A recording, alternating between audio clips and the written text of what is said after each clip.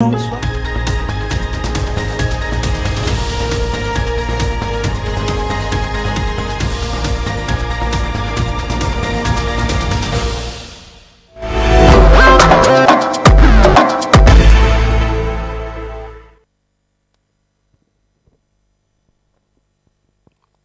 Bonjour, peuple de Dieu, je suis votre serviteur que le Saint-Esprit a choisi ce matin pour vous transmettre un message. Je ne veux rien faire ici de moi-même. Je veux obéir à Dieu et me soumettre à sa volonté. C'est pour cela qu'au nom de Jésus, je glorifie mon Dieu qui m'a accordé son esprit, le Saint-Esprit, afin qu'il soit au contrôle de toutes choses, de tout ce qui va être dit, de tout ce qui va être fait, et que la sagesse qui est celle du Seigneur me vienne de lui et que je parle non pas selon moi-même, mais selon celui qui m'a mandaté au nom de Jésus. Merci parce que mon Dieu est fidèle et qu'il m'accorde ce privilège ce matin de vous parler de sa part au nom de Jésus. Amen. Bien-aimés, vous qui regardez l'écran de télévision ce matin, nous sommes mutuellement en communion. Parce que le Seigneur, l'Éternel Dieu l'a voulu. S'il a voulu, c'est qu'il a un message à nous transmettre ce matin. Et je m'en vais vous donner, oh bien-aimés, ce message qui est contenu dans le psaume 33, que je vais mettre à lire à partir du verset 1. Je lis donc la parole de Dieu. Juste, réjouissez-vous en l'Éternel. La louange sied aux hommes droits. Célébrez l'Éternel avec la harpe. Célébrez-le sur le luth à 10 cordes. Chantez-lui un cantique nouveau. Faites retentir vos instruments et vos voix. Car la parole de l'Éternel est droite. Et toutes ses œuvres s'accomplissent avec fidélité. Il aime la justice et la droiture. La bonté de l'Éternel remplit la terre. Les cieux ont été faits par la parole de l'Éternel, et toute leur armée par le souffle de sa bouche. Il amoncelle en un tas les eaux de la mer. Il met dans des réservoirs les abîmes. Que toute la terre craigne l'Éternel. Que tous les habitants du monde tremblent devant lui. Car il dit, et la chose arrive. Il ordonne, et elle existe. L'Éternel renverse les desseins des nations. Il anéantit les projets des peuples. Les desseins de l'Éternel subsistent à toujours. Et les projets de son cœur de génération en génération. Heureuse la nation dont l'Éternel est le Dieu. Heureux le peuple qu'il choisit pour son héritage. L'Éternel regarde du haut des cieux. Il voit tous les fils de l'homme. Du lieu de sa demeure, il observe tous les habitants de la terre. Lui qui forme leur cœur à tous, qui est attentif à toutes leurs actions. Ce n'est pas une grande armée qui sauve le roi. Ce n'est pas une grande force qui délivre le héros. Le cheval est impuissant pour assurer le salut et toute sa vigueur ne donne pas la délivrance. Voici, l'œil de l'Éternel est sur ceux qui le craignent, sur ceux qui espèrent en sa bonté, afin d'arracher leur âme à la mort et de les faire vivre au milieu de la famine. Notre âme espère en l'Éternel. Il est notre secours, en notre bouclier. Car notre cœur met en lui sa joie, car nous avons confiance en son saint nom. L'Éternel, Éternel, que ta grâce soit sur nous, comme nous espérons en toi. Ici, il est question de Dieu. De Dieu qu'on appelle l'Éternel Dieu des armées. Lui qui a créé les cieux et la terre. Lui qui a créé tout ce qui s'y trouve. Lui qui est le maître de toutes choses.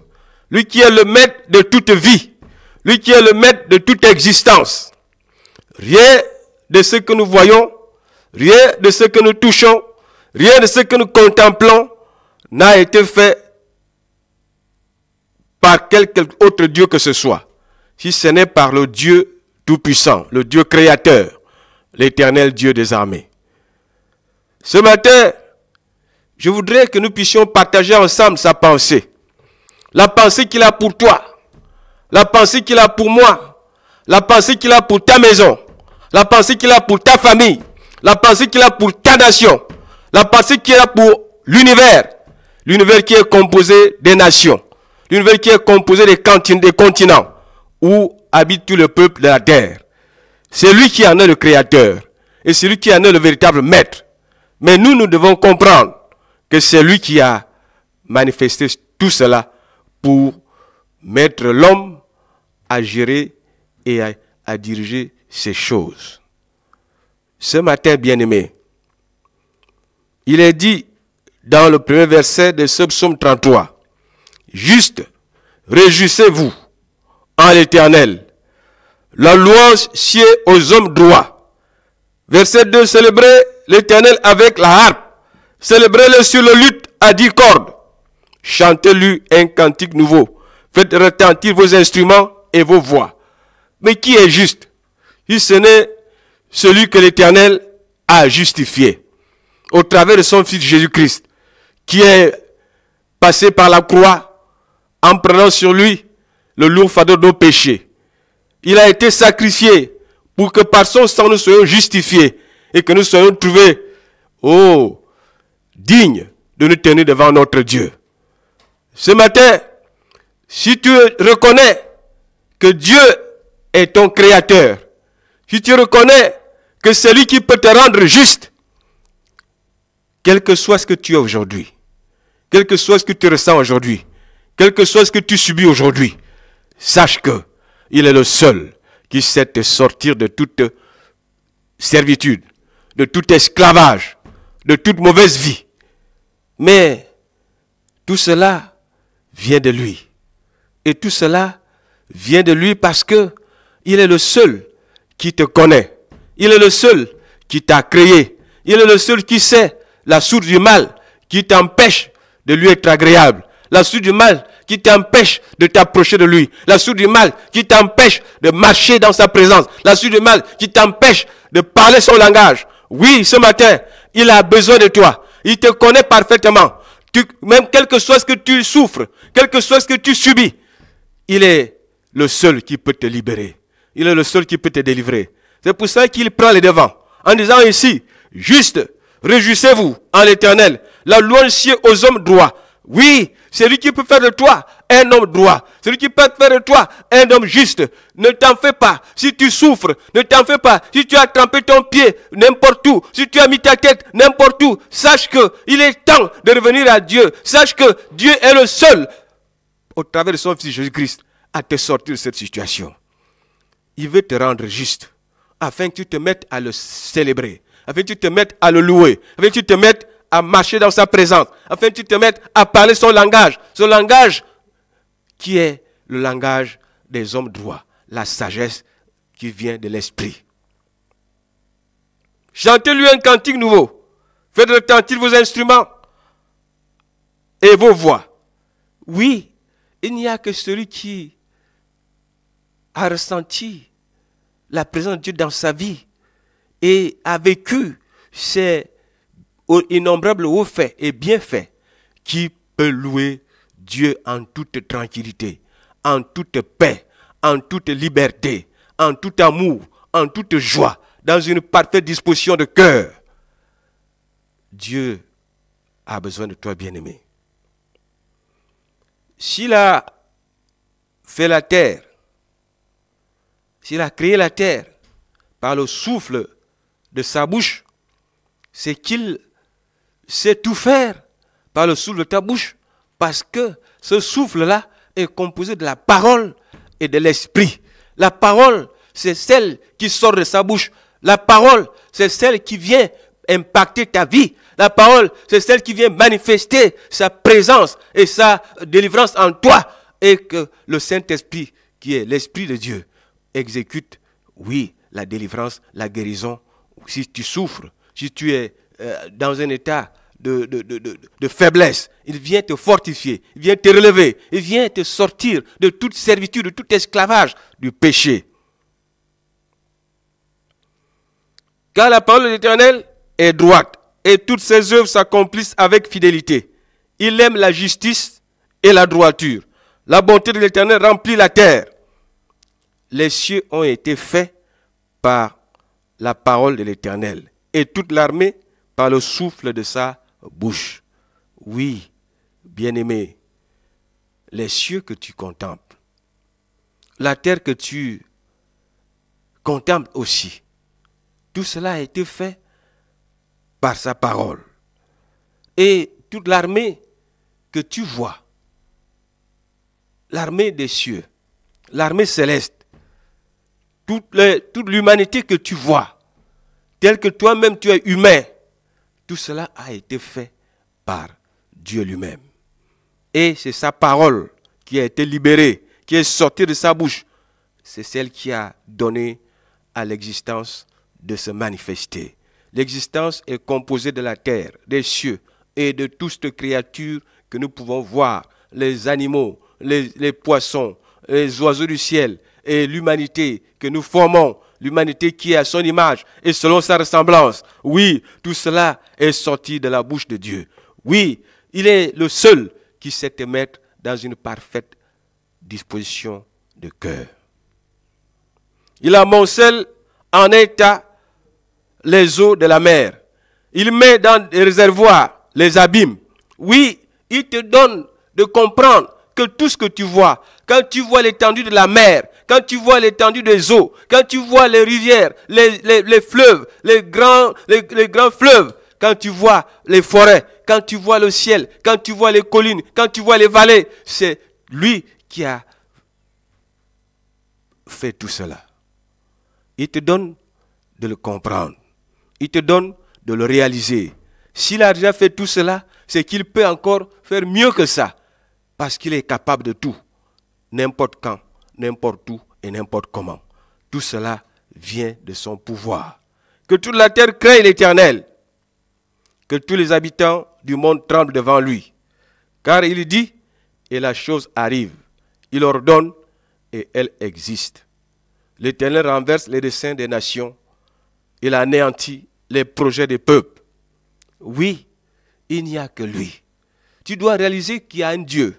Tu dois comprendre qu'il y a un seul et véritable Dieu. Si tu as entendu parler de Dieu, mais il y a un seul Dieu véritable, celui que tu peux voir, celui que tu peux comprendre, celui que tu peux entendre, celui que tu peux connaître, mais il est établi sur le trône élevé. Et c'est lui qui parle du haut de son trône. Et quand il ouvre la bouche, la terre tremble. Quand il ouvre la bouche, les cieux tremblent. Oui, parce que Dieu, du haut de son trône, parle. Et quand il parle, c'est pour accomplir des grandes choses. Il te donne de comprendre aujourd'hui que c'est lui qui renverse les desseins des nations. Il anéantit les projets des peuples. Pourquoi cela? Parce que la nation, c'est toi. Le peuple, c'est toi. Est-ce que tu as fait des projets, toi qui es nation, sans te référer à ce Dieu? Est-ce que tu as fait des projets, toi qui es peuple, sans te référer à ce Dieu? Il est le seul véritable Dieu qui sait te donner des grands projets. Parce qu'il est forme pour toi. Il est forme pour sa gloire. Il est forme pour que tu puisses en jouir et reconnaître que cela ne vient pas de toi, mais du Dieu grand et redoutable, du Dieu créateur, du Dieu qui est le Dieu de paix, de joie et d'amour, le Dieu de charité, le Dieu glorieux. Il dit au verset 12, « Heureuse la nation dont l'Éternel est le Dieu. Heureux le peuple qu'il choisit pour son héritage. » Bien-aimé, quand nous étions en 2014. Je me rappelle ce jour-là, nous nous trouvions au stade de Zion. Cette parole est sortie de la bouche de l'Éternel, qui a puissamment utilisé son oint, le révérend Georges Ngoussi, pour nous la transmettre afin que nous puissions comprendre qu'une voix sort du trône de grâce, du trône de la grâce. Et cette voix est la voix de l'Éternel. Cette voix est en train de dire, heureuse la nation dont l'Éternel est Dieu. Heureux le peuple qu'il choisit pour son héritage. S'il y a une nation, celle-là peut être prospère, celle-là peut être heureuse, si seulement elle reconnaît Dieu pour source de projet, source de vie, source de richesse, source de prospérité, source de réussite, source de victoire, source de gloire. Oui, cette nation doit se tourner vers l'Éternel. Elle ne peut rien engager sans s'en référer à l'Éternel. Elle ne peut rien faire sans avoir consulté l'Éternel Dieu. C'est pour cela que Dieu nous rappelle ici, heureuse la nation dont l'Éternel est Dieu. Heureux le peuple qu'il choisit pour son héritage. Ah, cette parole doit nous donner de revenir au-dedans de nous-mêmes, rentrer dans notre fort intérieur. Est-ce que nous sommes le peuple de Dieu? Est-ce que nous sommes le peuple que Dieu a choisi? Est-ce que nous sommes la nation dont l'Éternel est le Dieu véritable? Oui, si cette question est répondue de manière affirmative, nous n'avons plus rien à craindre. Nous n'avons plus à nous plaindre. Tout va marcher sur les roulettes. Parce que c'est Dieu qui est au contrôle, parce que c'est Dieu qui est le véritable berger, parce que c'est Dieu qui conduit tout projet, parce que c'est Dieu qui conduit toute entreprise, parce que c'est Dieu qui conduit toute initiative. Oui, il est le Dieu des cieux et de la terre. Il est le Dieu des nations qui le craignent. Il est le Dieu du peuple qui s'est choisi, parce que ce peuple ne regarde qu'à Dieu. Ce peuple lui fait entièrement confiance. Ce peuple lui donne entière disposition afin que tout ce qui est fait vienne de la volonté de Dieu. Alors, une question est posée. Cette question doit nous donner de comprendre pourquoi les choses ne marchent-elles pas dans nos vies, dans notre nation. Pourquoi les choses ne marchent-elles pas dans tous les domaines de nos vies? Certainement parce que nous refusons de regarder à Dieu. Nous refusons de nous confier à ce Dieu-là. Nous refusons de reconnaître que tout cela, tout ce que nous voulons entreprendre, que nous voulons réussir, que nous voulons faire prospérer, doit avoir un fondement sur Jésus-Christ qui est son Fils. L'Éternel regarde du haut des cieux. Il voit tous les fils de l'homme. Du lieu de sa demeure, il observe tous les habitants de la terre. Lui qui forme leur cœur à tous, qui est attentif à toutes leurs actions. Ce n'est pas une grande armée qui sauve le roi. Ce n'est pas une grande force qui délivre le héros. Oui, l'orgueil de nos cœurs. Nous aimons nous élever et aller au plus haut que ce que nous sommes nous-mêmes. Alors, l'Éternel veut nous ramener chacun à sa place et reconnaître que c'est lui qui peut tout dans nos vies.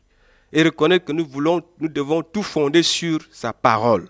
Nous devons tout fonder sur Jésus-Christ, qui est la parole de Dieu, qui est le chemin, la vérité et la vie, qui est le puissant sauveur.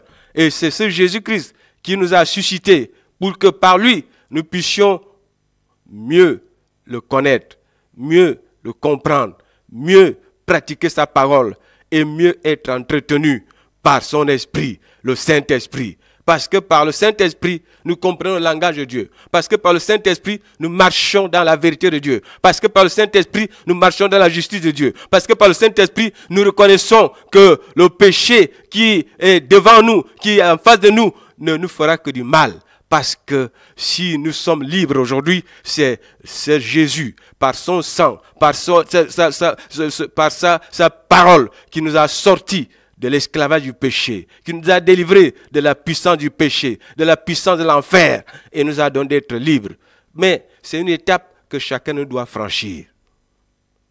Je continue d'abord la lecture, nous allons beaucoup développer au fur et à mesure. Il voit tous les fils de l'homme. Du lieu de sa demeure, il observe tous les habitants de la terre. Lui qui forme leur cœur à tous, qui est attentif à toutes leurs actions.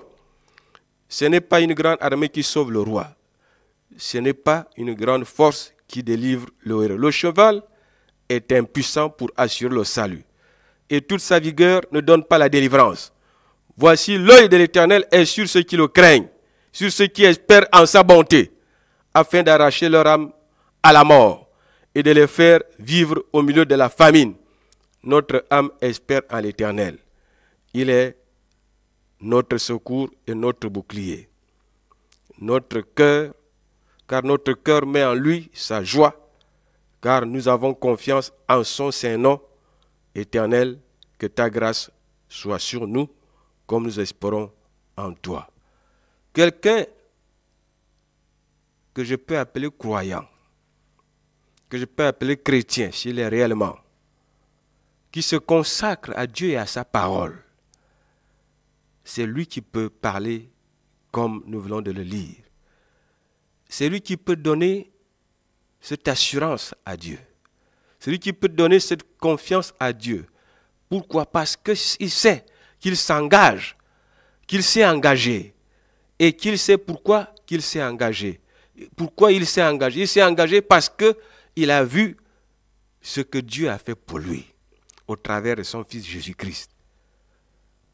Donc, nous devons comprendre que la nation dont il est question ici commence par la cellule familiale. La cellule familiale commence par l'homme et la femme. L'homme et la femme finissent par avoir une génération, c'est-à-dire avoir des enfants. Et les enfants, eux aussi, vont avoir des enfants. Et les enfants vont aussi, eux, avoir des enfants. Et les générations vont se succéder parce que Dieu l'a voulu. Dieu nous a donné de multiplier. Et nous devons assujettir la terre. Nous ne devons pas nous soumettre à la terre. Nous devons l'assujettir. Nous ne devons pas nous soumettre au Dieu de cette terre, de ce siècle. Nous devons les assujettir parce que Dieu nous a donné le pouvoir. Parce que Dieu nous a donné l'autorité de le faire. Et nous devons jouir de ce pouvoir, jouir de cette autorité et marcher dans une parfaite assurance que rien en dehors de la parole de Dieu ne peut faire de nous des hommes libres, des hommes forts, des hommes qui marchent avec assurance, des hommes qui triomphent, des hommes qui prospèrent, des hommes qui réussissent dans tous les domaines de leur vie. Il n'y a que la parole de Dieu, la parole de vie, la parole de vérité, la parole qui sort de la bouche de Dieu. Alors, nous comprenons ici qu'une nation sans Dieu n'est pas une nation digne. Et c'est une nation qui court à la destruction. C'est une nation qui court à la mort. C'est une nation qui court comme un bateau qui va couler parce qu'il manque de commandant. Il manque d'amiral. Parce que ce bateau, s'il y a un amiral, s'il y a un commandant, cet amiral ne suit pas la voie de Dieu. Cet amiral ne marche pas selon ne dirige pas le bateau selon ce qu'il reçoit de Dieu. Nous avons appris dans Genèse que Noé a reçu de Dieu une parole. Et Noé n'a pas hésité à reconnaître que c'est Dieu qui lui parle. Et il a pris cette parole pour vie. Et il a dit que je vais faire ce que j'ai entendu. Dieu lui a donné de construire l'arche. Et cette arche devait être cette arche qui va sauver les vies selon ce que Dieu voulait demander. Cette arche, Dieu lui a demandé de la construire sur une montagne. Et Noé ne s'est pas soucié de la montagne ou les eaux qui doivent arriver à la hauteur de cette montagne. Mais il a dit, j'ai entendu une voix et j'ai reconnu que cette voix vient de Dieu. Et il a obéi. Il s'est mis à construire cette arche. Pendant qu'il construisait cette arche, il était la risée du monde. Le peuple alentour était en train de se marier, était en train de fêter, était en train de faire des choses en s'attachant à la terre. Mais Noé, lui, s'est attaché à la voix qu'il a reçue. La voix qui lui est venue de Dieu.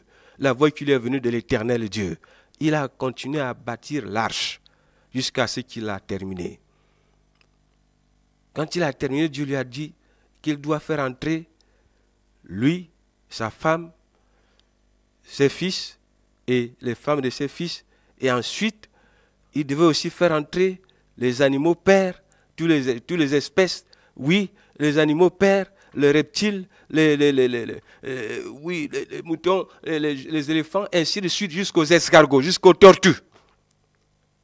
Mâles et femelles.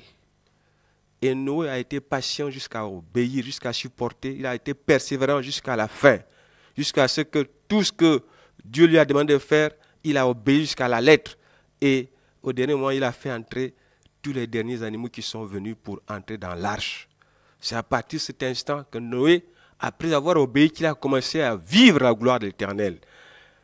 La Bible dit qu'il y a eu un déluge. Le déluge, c'est une grande pluie qui a duré des mois et des mois. Et l'eau a commencé à monter.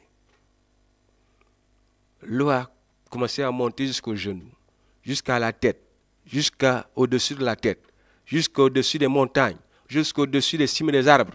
Mais toute la terre était noyée.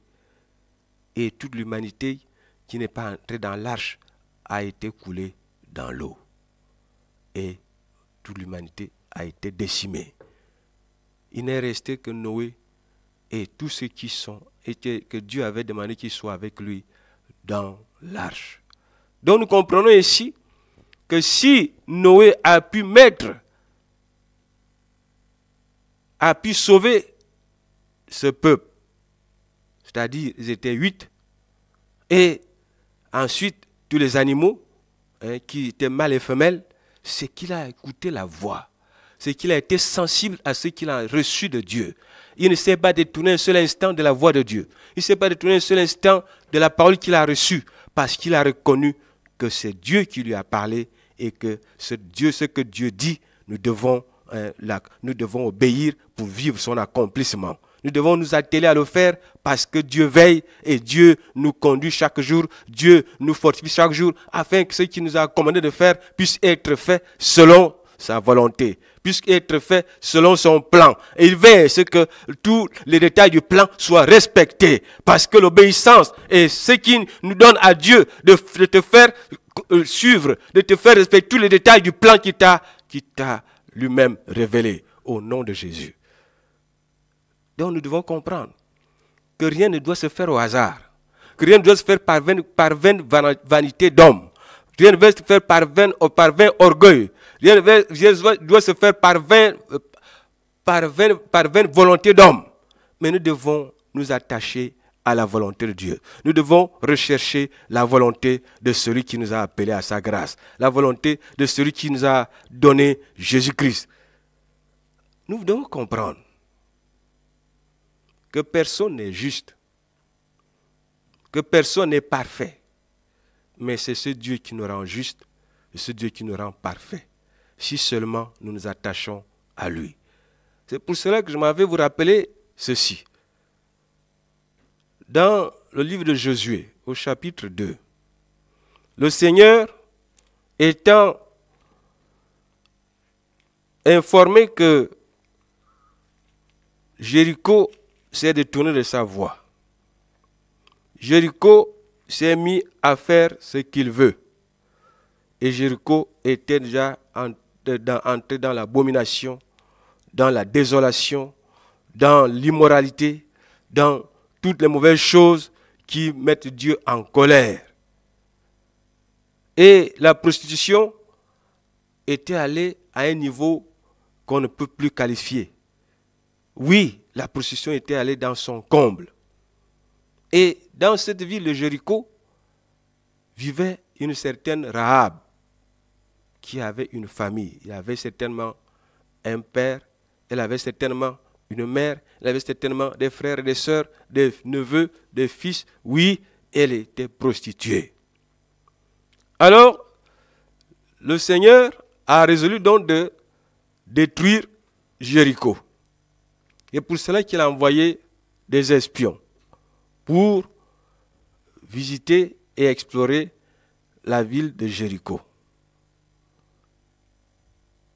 Alors, voici, le roi de Jéricho a été mis au courant qu'il y a eu des espions qui sont arrivés, et ces espions ont été hébergés par Rahab. Alors, Rahab, qui est la prostituée, comment a-t-elle pu se rendre compte que ces espions-là ont été envoyés par le Seigneur? Oui, bien-aimés, c'est une grâce. Jéricho étant une ville de prostitution. Et Rahab certainement était la plus vue dans la prostitution. Mais cette Rahab a eu la grâce de discerner que ceux-là, ces espions-là, ont été envoyés par Dieu. Et que Dieu a résolu de détruire Jéricho. Et que par ces espions, Rahab peut avoir une voie de salut. Alléluia. Et Rahab a compris qu'il faut qu'elle tisse ou fasse une alliance avec ses espions. Quand le roi de Jéricho est venu pour faire que Rahab lui livre les espions, Rahab les a cachés sur le toit, en mentant que les espions ne sont pas arrêtés. Les espions ont continué leur chemin hors de la ville de Jéricho. Nous devons comprendre ici que Dieu, par la bouche de Jésus-Christ, nous a dit que nul ne peut venir à Jésus si Dieu ne l'a voulu. Dieu veut et Dieu a voulu que Rahab, bien que prostituée, ait cette grâce d'être sauvée. Et Rahab a profité de l'opportunité qui lui a été offerte pour être sauvée. Non seulement elle, mais sa famille et sa maison et tout ce qui leur appartenait. Oui, à cause du fait que Rahab a hébergé les espions, et au moment où les espions devaient repartir, ils devaient se descendre par la fenêtre et devaient descendre par le mur qui donnait à l'extérieur de la limite de Jéricho. Et pour descendre là, ils avaient utilisé un fil de cramoisi. Alors, c'est par ce fil de cramoisi que Rahab et les espions ont fait une alliance, ont fait un serment. Alors, les espions ont promis à Rahab que nous allons revenir. Mais nous te demandons une chose. Quand nous allons revenir, puisque tu as pris soin de nous, nous voulons aussi prendre soin de toi. Pour éviter que tu ne sois confondu avec toutes les autres familles, tu vas prendre le fil de cramoisi qui t'a servi pour nous faire descendre par le mur de la limite et tu vas l'attacher à ta fenêtre. Pour que quand nous allons revenir et quand nous viendrons pour détruire Jéricho, que ta maison soit épargnée, que tes parents et toi soient épargnés. Mais tu dois respecter l'ordre qu'on te donne. Quand nous allons revenir, tu dois rester, toi et toute ta famille, dans la maison. Et quand tu comprendras cela et que tu vas le respecter, nous serons quittes. Parce que tu as respecté et toi-même tu vivras la gloire de Dieu. Donc, bien-aimés, Dieu est le Dieu de tous. Et prostituée, c'est justement parce que c'est pour cela que Dieu a fait descendre son Fils. Parce que Dieu a vu que la terre était dans la véritable désolation. La terre était dans la véritable abomination. Oui, et c'est pour cela qu'il fallait fallait faire venir son fils pour que le fils, Jésus-Christ, vienne sauver l'humanité. Alors, ce fil de cramoisi qui a été mis à la fenêtre va servir de symbole pour le salut de Rahab et de toute sa famille. Cette famille représente un faible reste qui a été épargné de la destruction dans la ville de Jéricho. Le faible reste est ce que Dieu demande toujours, ce que Dieu choisit toujours, ce que Dieu choisit toujours parmi un peuple nombreux, parce qu'il lui faut toujours un faible reste. Et Rahab a été lui-même, a eu la grâce, elle et toute sa famille. Quand les espions sont revenus, quand l'armée est revenue pour détruire Jéricho, Rahab a été sauvée, elle et toute sa maison. Alléluia. Nous devons comprendre que rien ne se fait au hasard, que rien ne se fait par vaine gloire, mais c'est celui qui se met à l'écoute de Dieu, c'est celui qui reconnaît les signes de Dieu, c'est celui qui reconnaît la grandeur et la puissance de Dieu, que celui qui reconnaît ce que Dieu est capable de faire, c'est celui qui s'attache à sa parole.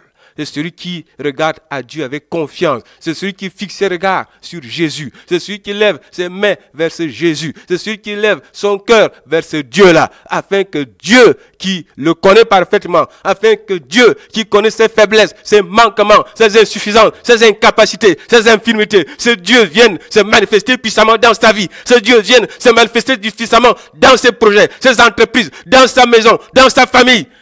Pour que la parole qui a été dit dans Acte 16, quand le geôlier s'est vu au dépourvu, il a dit, que faut-il que je fasse? Il a dit, Paul et Silas lui a dit, crois au Seigneur Jésus, tu seras sauvé, toi et ta famille. Oui, Rahab a cru au Seigneur.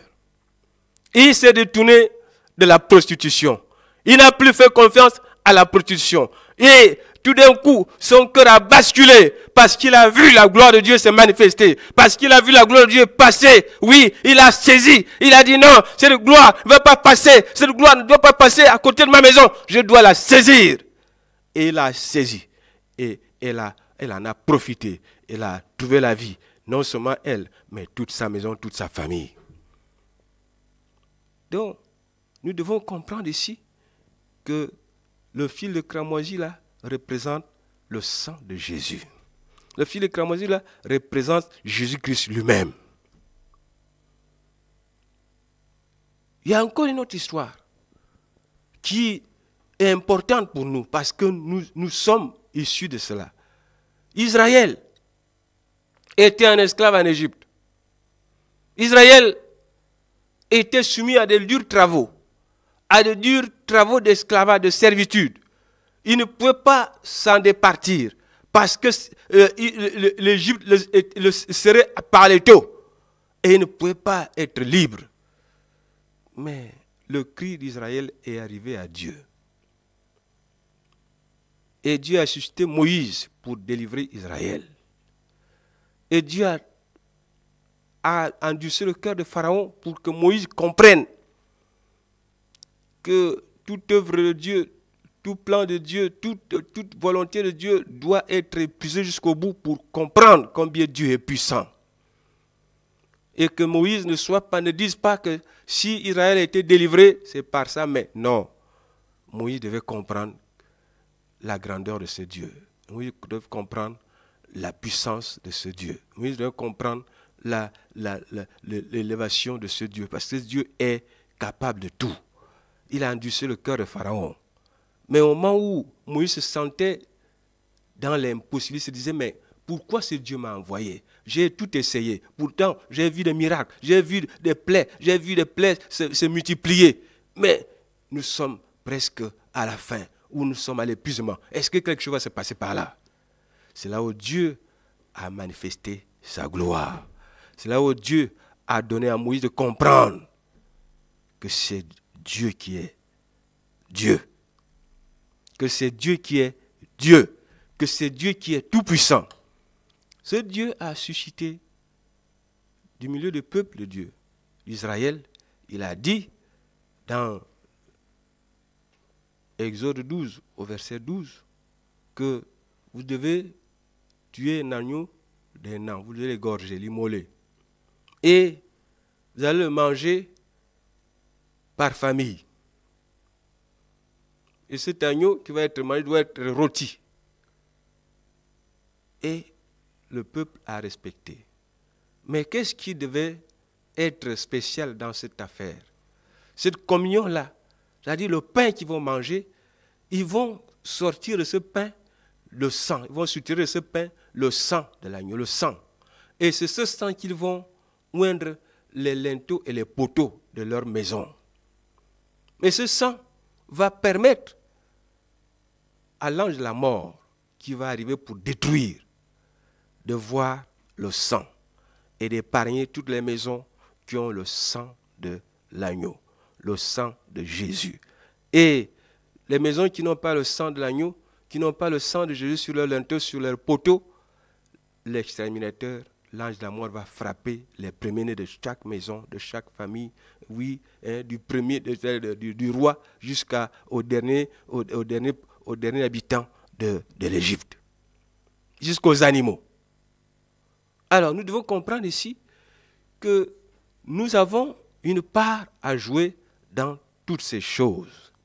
Israël, étant en Égypte, Israël a reçu la parole de Dieu. Israël a mis son cœur dans la parole. Israël s'est mis totalement dans cette parole. Et Israël a obéi. Israël a vécu la gloire de Dieu. Israël a compris qu'il n'y a que Dieu qui peut le sortir de l'esclavage et de la servitude. Alléluia. Donc, bien-aimés, quand nous ouvrons Jean, mais je prends tous ces exemples pour nous donner de comprendre que nous devons être en communion avec Dieu. Et cette communion doit être faite de manière digne, dans l'obéissance et la fidélité à la parole de Dieu. Oui, cette parole est puissance et démonstration. Cette parole est esprit et vie. Cette parole est cette épée aiguë à double tranchant. Jean au chapitre 6.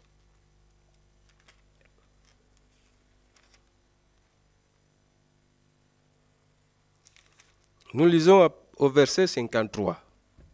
Jésus leur dit, en vérité, je vous le dis, si vous ne mangez la chair du Fils de l'homme, et si vous ne buvez son sang, vous n'avez point la vie en vous-même.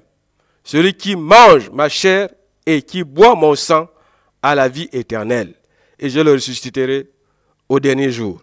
Car ma chair est vraiment une nourriture, et mon sang est vraiment un breuvage. Celui qui mange ma chair et qui boit mon sang demeure en moi, et je demeure en lui. Comme le Père qui est vivant m'a envoyé et que je vis par le Père, ainsi celui qui me mange vivra par moi. Alléluia. Celui qui me mange vivra par moi. Et il dit que, car ma chair, au verset 55, car ma chair est vraiment une nourriture.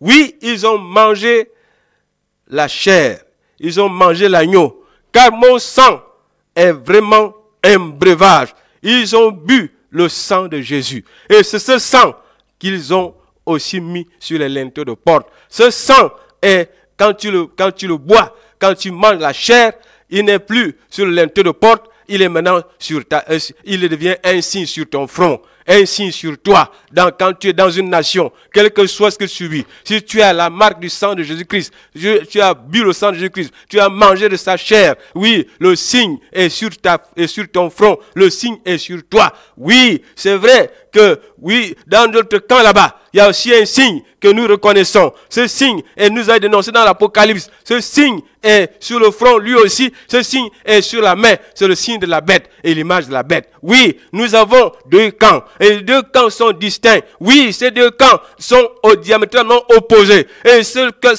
deux camps ne peuvent cohabiter, ces deux camps ne peuvent échanger, ces deux camps ne peuvent vivre ensemble. Un camp qui est contre l'autre, et un camp qui a de la compassion pour l'autre, mais ce camp qui et contre l'autre, ce camp qui ne veut jamais recevoir la vérité, et ce camp de la destruction, qui est cruel, ce camp est cruel, ce camp ne voit que la destruction, ne voit que le mal, il ne mange que le mal, il ne vit que le mal, il ne boit que le mal, il ne dort que le mal. Oui, parce que toute sa résolution, c'est de faire du mal. Toute sa vie, tout ce plan, c'est de faire du mal. Il ne peut dormir s'il a fait du mal. Il ne peut dormir s'il a tué. Il ne peut dormir s'il a accompli, s'il a posé des actes qui ne glorifient pas Dieu. C'est pour ça que dans ce camp, on trouve des impudiques. Dans ce camp, on trouve des efféminés. Dans ce camp, on trouve dans ce camp, on trouve des abominables. Dans ce camp, on trouve des cruels. Dans ce camp, on trouve des atroces. Oui, ils vivent comme les animaux.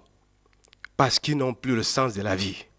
Bien qu'ils vivent, ils n'ont aucun sens de la vie. Bien qu'ils vivent, ils n'ont aucun sens de la vie. Oui, parce qu'ils sont détournés de la vérité. Et ils se plaisent au mal. Ils se plaisent à ce qui ne glorifie pas Dieu. Ils se plaisent à ce qui n'honore pas Dieu. Ils se plaisent à ce qui ne donne pas à Dieu de tenir compte de ce qu'ils font. Mais, bien-aimé, tu n'es pas sans ignorer cela. C'est pour cela que j'en appelle à ta conscience. C'est pour ça que j'en appelle à ta bonne résolution. Oui, les temps sont accomplis. Les temps sont accomplis. Les temps sont accomplis. À ce moment précis, nous sommes en train d'aller tout droit vers la fin. La fin des choses, la fin des temps. Oui, est-ce que tu es sûr que dans le camp où tu te trouves, tu connaîtras la vie éternelle? Jésus-Christ vient de te parler. Il t'a dit ici, oui, celui qui mange ma chair, la chair du Fils de l'homme, celui qui boit mon sang, a la vie éternelle. Alléluia. Et Jésus-Christ le ressuscitera au dernier jour. La résurrection, elle est multiforme. Oui, c'est la résurrection que Noé a eue au moment où il a sauvé 8 des membres de sa famille parce qu'elle a entendu la voix de Dieu. Et il a vu de ses yeux la destruction de tout le peuple de Dieu, de toute la population de la terre à l'époque. Oui, cette résurrection qu'a eue aussi Rahab et sa famille.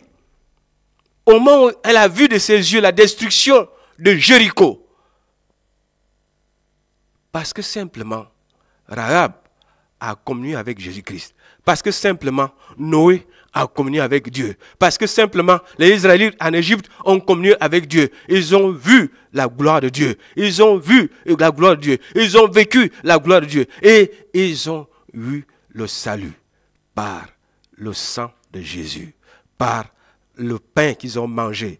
Le pain qu'ils ont mangé, qui est le corps de Christ, le vin qu'ils ont bu, qui est le sang de Jésus, leur a donné d'avoir un signe. Leur a donné d'avoir un signe. Ce signe, c'est ce que celui qui est là, ce signe, c'est le symbole prophétique. Gabon, j'appartiens à Jésus. Je reviens à ce que nous avons lu dans le psaume 33. Heureuse la nation dont l'Éternel est le Dieu. Heureux le peuple qu'il choisit pour son héritage. Oui, nous devons être cette nation qui est la nation, oui, qui appartient à Jésus. Oui, la nation qui a compris qu'il faut sortir de toute mauvaise vie, qu'il faut sortir de toute vie d'impudicité. Oui, la nation qui a compris qu'il faut marcher dans la vérité et la justice, qu'il faut donner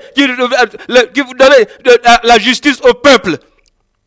La justice élève une nation. Oui, cette justice, c'est celle qui vient de Dieu. Cette justice, c'est celle qui est manifestée par Dieu et que seul le peuple désire. Le peuple de Dieu. Nous ne devons pas aspirer à une autre justice. Une justice qui est bancale. Une justice qui penche d'un côté. Une justice qui détruit. Une justice qui manifeste, l'injustice véritable. Non. Nous devons comprendre. Il y a une seule justice qui sauve. Celle qui vient du trône de grâce. Celle qui nous vient de Dieu. Et cette justice, c'est la véritable droiture qui ne penche d'un côté. Nous allons regarder dans Ésaïe 6. Ésaïe 11. Et nous allons comprendre que la véritable justice,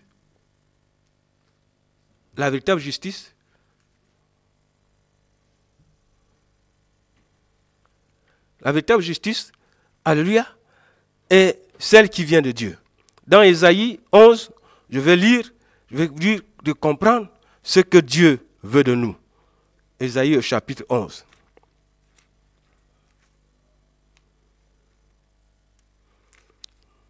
Nous allons, Ésaïe au chapitre 11.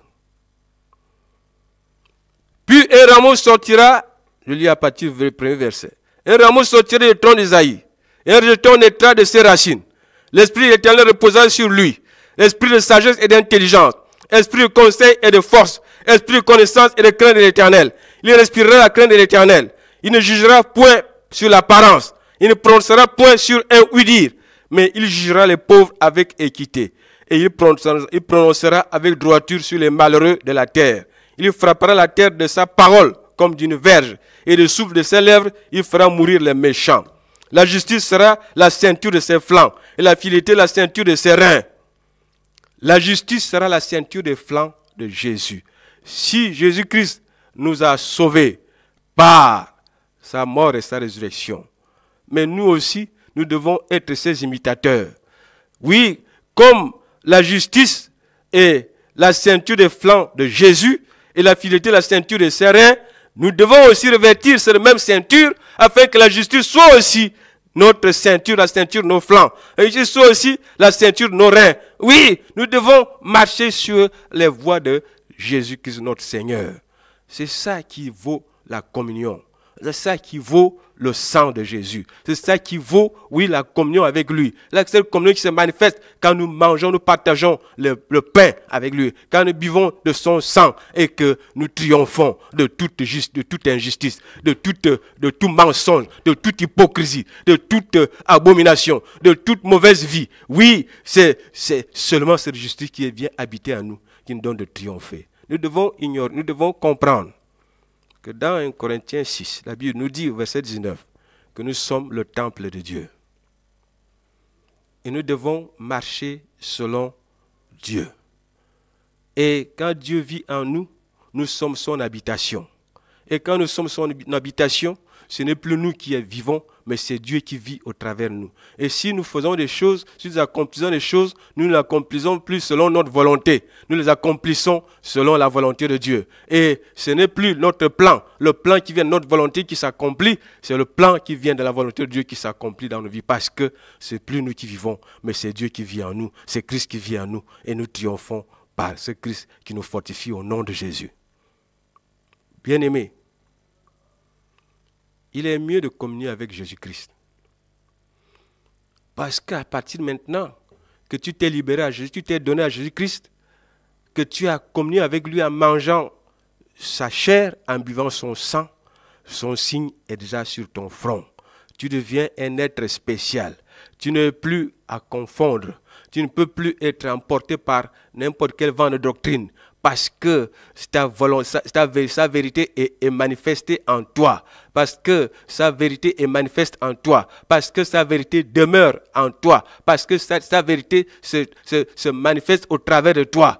Et au travers de toi, tu fais aussi beaucoup d'élus, comme Jésus-Christ a fait de toi un élu. Oui, tu dois jouer ce rôle. Oui, tu dois marcher pour le salut des âmes. Tu dois marcher pour le salut de la nation. Tu dois marcher pour le salut d'un peuple. Oui, tu dois comprendre que ce qui commence aujourd'hui, par un réveil, ça va se ramifier non seulement dans toute la nation, mais encore à l'extérieur de la nation. Ça va commencer à se ramifier dans le continent africain. Et ça va aller au-delà des autres continents. C'est pour cela que ce feu qui est allumé aujourd'hui va grandir, va être un vrai feu dévorant. Oui, nous devons comprendre que Dieu nous a fait grâce.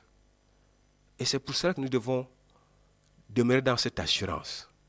Que quoi que nous sentions, quoi que nous vivions, quoi que nous subissions, nous devons être persévérants et patients, dans la confiance, tout en comprenant, en sachant que l'accomplissement du plan de Dieu est là. Et nous sommes en train de le vivre. C'est pour cela que nous avons lu dans le psaume 33, oui, la Bible, le Dieu nous demande de nous réjouir. Quel que soit ce que tu souffres, réjouis-toi maintenant. Réjouis-toi, peuple de Dieu. Réjouis-toi, Dieu, peuple que Dieu s'est choisi. Parce que ce qui arrive, ce n'est pas toi qui le manifeste, mais c'est Dieu qui le manifeste pour toi. C'est Dieu qui te sort de l'esclavage. C'est Dieu qui te sort sort de la souffrance. C'est Dieu qui sort de la servitude. C'est Dieu qui sort de l'abomination. C'est Dieu qui sort de toute mauvaise vie pour te mettre dans son plan, dans sa présence, dans sa gloire, dans sa vérité, dans sa justice, dans sa prospérité, dans sa réussite, dans sa gloire, au nom de Jésus. Oui, Dieu est vivant, Dieu est puissant, et il t'a choisi, et c'est toi le choix de Dieu. Oui, ne reste pas, ne dis pas que ça me suffit, parce que je suis le choix de Dieu, mais toi aussi, tu dois faire aussi, tu dois être cet instrument que Dieu va utiliser dans le monde entier pour que un peuple soit aussi un peuple de Dieu, au travers de toi. Parce que tu vas te mettre à annoncer la parole. Parce que tu vas te mettre à accomplir de grandes choses selon l'ordre que va te donner le Seigneur. Il avait dit à Jérémie, c'est moi avant que tu ne sois formé dans le sein de ta mère, je te connaissais déjà. Je t'avais déjà établi prophète des nations. Et Jésus a voulu dire, oh Seigneur, je suis encore petit. Ne dis pas que tu es petit. Ne dis pas que tu es jeune. Tu feras ce que je te demandais de faire. Tu iras où je t'enverrai. Tu diras ce que je te donnerai de dire. Oui, ce que je te mettrai à ta bouche. Ne le crains pas. Oui, parce que j'ai mis quelque chose en toi. Oui, ils te feront la guerre, mais ils ne te vaincront pas. Ils te feront la guerre, ils ne te vaincront pas. Tu as le choix de Dieu. Lève-toi et sers ton Dieu. Lève-toi et marche pour la gloire de ton Dieu. Parce que Dieu t'a choisi. C'est pas toi qui t'es choisi toi-même. C'est ce Dieu qui t'a choisi. C'est pas toi qui t'es choisi toi-même. C'est ce Dieu qui t'a choisi. C'est pas toi qui as fait le plan du salut. C'est ce Dieu qui a fait le plan du salut. Marche selon ce plan du salut. Va sauver l'humanité. Va sauver ceux qui sont dans la souffrance. Parce que Dieu t'a oué pour le faire. Oui, c'est pour cela qu'il te donne de venir prendre ce symbole prophétique qui manifeste la véritable communion que Jésus-Christ est venu faire avec toi, que Jésus-Christ est venu accomplir avec toi. La communion, c'est manger ce pain, manger son corps et boire son sang. Et boire son sang. Quand tu porteras ce signe qui est déjà sur toi, mais il faut déjà, quand tu viendras le chercher, nous allons prier avec toi. Un pasteur va te recevoir à l'église de Nazareth-Kala. Oui, c'est là où ce symbole existe, c'est là où il vous attend pour vous expliquer comment ça se passe. Mais tu as reçu le message ici, mais tu auras encore d'autres explications que le pasteur va te donner quand tu viendras récupérer ce symbole prophétique. Ce symbole prophétique est Gabon, j'appartiens à Jésus. Gabon est trempé dans le sang de Jésus-Christ. Gabon est ce signe qui manifeste la gloire de Dieu dans ta vie. Gabon est ce signe qui manifeste la gloire de Dieu. Ce symbole est ce signe qui manifeste la gloire de Dieu dans ta maison, dans ta famille. Quand tu le porteras, tu seras celui qui est choisi par Dieu. Et sur qui aucune calamité ne peut plus atteindre. Aucune destruction ne peut plus atteindre. Aucune mort ne peut plus atteindre, si ce n'est celle qui te donne de changer de nation, de changer de cité, en partant de cette terre pour le royaume des cieux. Bien-aimé, le Seigneur t'appelle. Lève-toi. Quel que soit ton rang social, que tu sois président de la République, que tu sois ministre, que tu sois, oui, maire, que tu sois gouverneur, que tu sois, oui, président du corps constitué, mais sache qu'il y a une seule chose qui t'attend, c'est Jésus-Christ. C'est Jésus-Christ qui est le seul chemin qui te mène à la vie éternelle. Et ce Jésus-Christ passe par ce symbole prophétique. Viens le prendre, parce que Dieu a besoin de toi, parce que Dieu voit tes problèmes, parce que Dieu voit tes souffrances, parce que Dieu voit tes lamentations. Il a besoin que tu vives, tu le connaisses et que tu vives sa vie, et que tu vives la véritable vie qu'il a préparée pour toi. La Bible le dit dans 1 Corinthiens 2, que, je vais lire le passage, 1 Corinthiens au chapitre 2. Oui, il faut saisir la sagesse. Cette sagesse qui est mystérieuse et cachée. Cette sagesse qui n'est pas la sagesse de ce siècle, mais une sagesse que Dieu a mise en place pour toi. Oui, 1 Corinthiens 2. Je vais lire.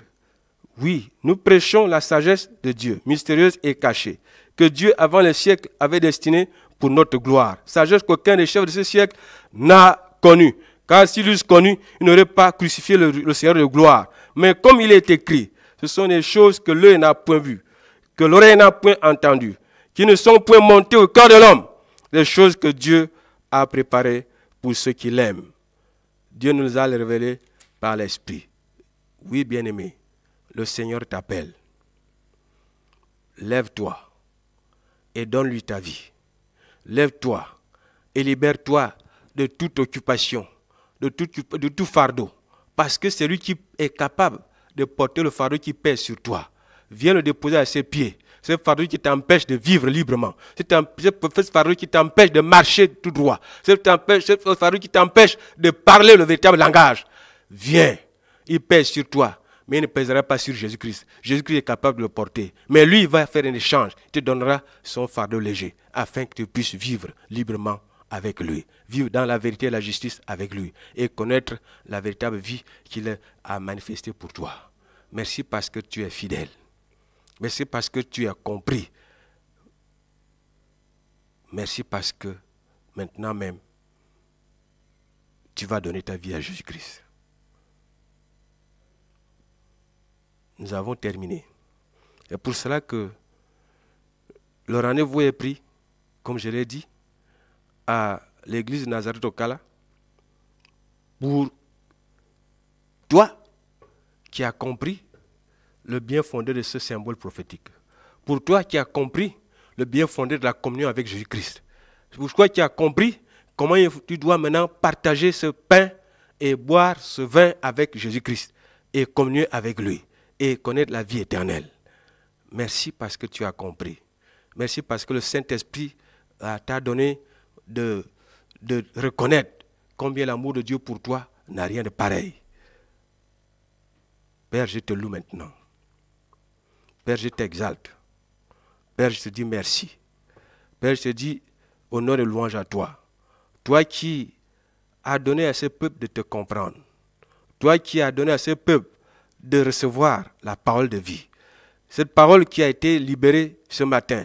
Cette parole qui impacte le cœur de tout peuple et qui lui donne de sortir de toute mauvaise vie, de tout esclavage, de toute servitude et de venir à toi.